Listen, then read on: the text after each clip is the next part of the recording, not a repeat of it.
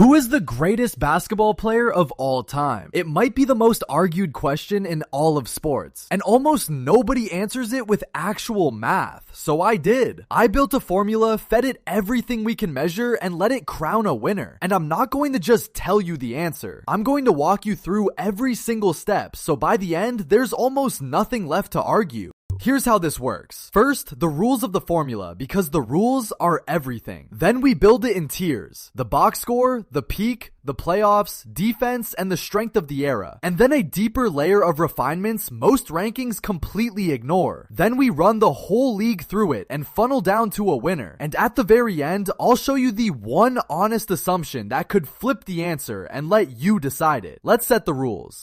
This is Game is Culture. Quick thing before we build, if you like answers shown with the full math instead of just shouted, subscribe. It's free and it genuinely helps. Now the rules. The rules of the formula. Rule 1, the most important one. No voted awards count. Not MVPs, not all NBA teams, none of it. Because those are voted on, which means they measure perception, not value, and the best player doesn't always win them. So the formula only eats things that actually happened on the floor. Production, impact, and winning. Opinions don't get a vote here. Rule 2. Everything is measured against a player's own era, not raw. A point in 1962 and a point in 2016 are not the same point. So we use relative numbers and per possession math, and we score how far a player towered above his peers, not just his box score. Rule 3. The formula is tiered because the fancy stats only exist for recent decades. We'll get to that. Tier 1. The box score engine. We start with the only data that spans every era, the box score. From it, we build the catch-all value metrics, win shares, box plus minus, and the big one, value over replacement player, or VORP, which estimates total career value. We feed it per possession production and true shooting relative to the league. This tier reaches all the way back to the 1950s, which is exactly why it's the foundation. And right away, one name separates. In career value, LeBron James is the all-time leader in points with over 43,000. And per Basketball Reference, the all-time leader in VORP. His career plus minus is over plus 7,000, the highest ever tracked. Kareem sits second in points. Jordan leads in efficiency rating. The cumulative tier already has a frontrunner. And here's why VORP is the fairest career yardstick. It measures a player against replacement level, the quality of a freely available bench guy, and then counts everything above that line for every minute of every season. So it rewards being great and being durable while handing out almost no credit for empty volume. By that measure, no one in history has cleared the bar by more than LeBron has. And the truest test of value isn't a counting stat at all, it's the drop-off. How far does a team fall when the star walks off the floor? We measure it with on and off court splits and plus minus. Basically, how irreplaceable are you? Because a player whose team craters without him is worth more than one his team barely misses. Two names tower here, LeBron and Jokic, whose teams swing from contender to lottery the moment they sit. That gap is the purest number we have for real value. But hold on, because raw career totals reward longevity above everything. Pile up enough good seasons and the number climbs no matter what. That's real value, but it's not the whole story. A formula that only counts career totals would rank a very good player who played forever over a transcendent player who burned bright. So we need a second tier. How high did they actually peak? Tier 2, peak and prime.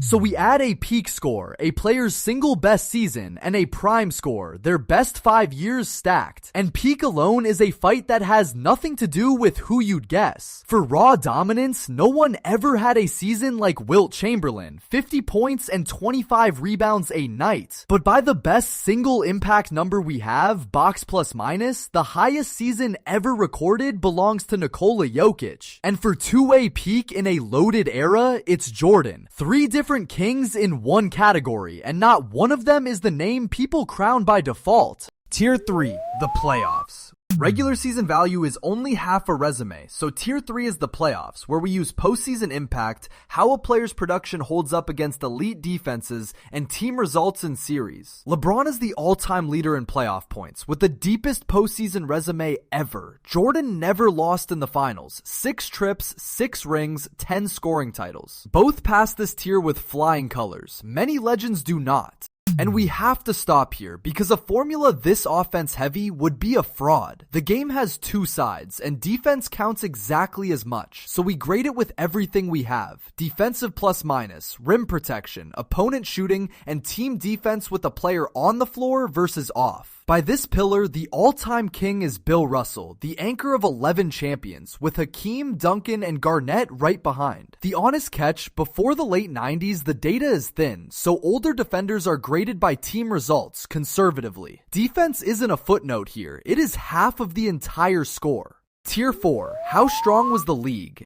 And this is the tier almost everyone skips. How good was the competition when a player did what they did? We measure it 3 ways. Competition compression, how tightly bunched the league's quality was, because a tighter league is harder to dominate. Talent pool size, including the explosion of international players. And carryover studies, tracking how players hold up as the league changes around them. A smaller, shallower, segregated early league simply was not as deep as today's. And when you actually plot league strength over time, the trend is undeniable. The gap between the best and worst teams keeps shrinking, the talent pool keeps widening, and the carryover studies keep agreeing. On average, each decade is deeper than the one before it, which means a modern superstar is being graded on the toughest curve the league has ever produced. The deeper layer.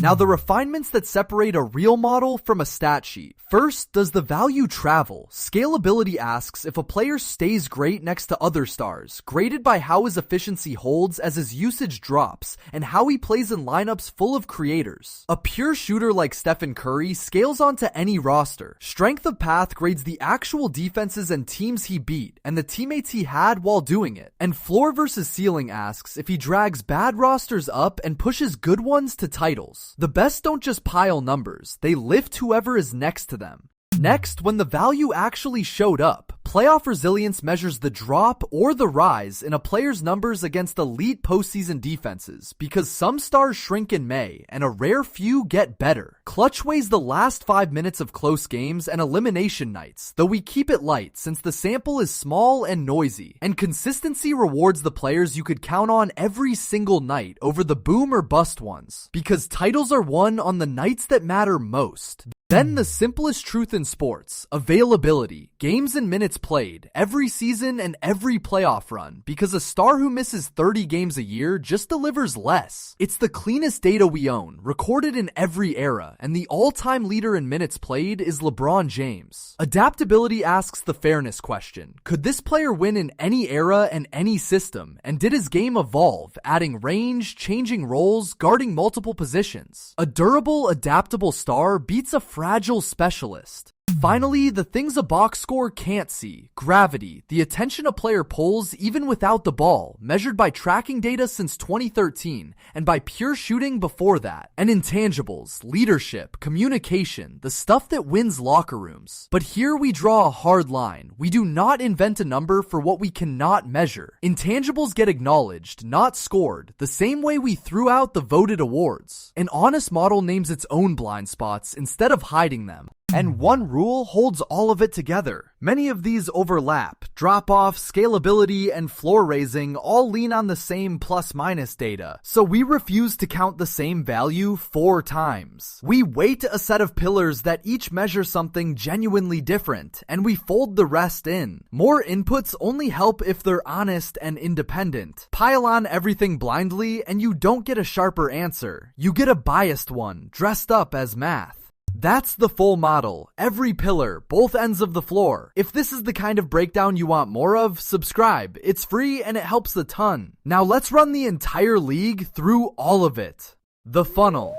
Now we run the entire history of the league through every category, era adjusted, and the result is the whole point. Almost every category has a different king. Total points and career value, LeBron. Win shares and longevity, Kareem. Raw peak, Wilt. Peak impact and the best efficiency at superstar volume we have ever measured, Nikola Jokic. The most rings, Bill Russell with 11. A perfect finals record, Jordan. Lockdown defense, Bill Russell. The biggest team drop-off without him, a tie between LeBron and Jokic. The most playoff points ever, LeBron again. Nobody wins them all, so greatness here isn't owning one category, it's how many you're elite in at the same time, on both ends. So we weed by that rule, elite across the most categories era adjusted. The single category kings fall first. Wilt owns raw peak, but he's era discounted with unmeasured defense and teams that underachieved his numbers. Russell owns the rings, but brought little scoring value in the thinnest era ever. Jokic owns peak impact, efficiency, and a massive drop-off score, plus a title and finals MVP. The scariest name on this whole board.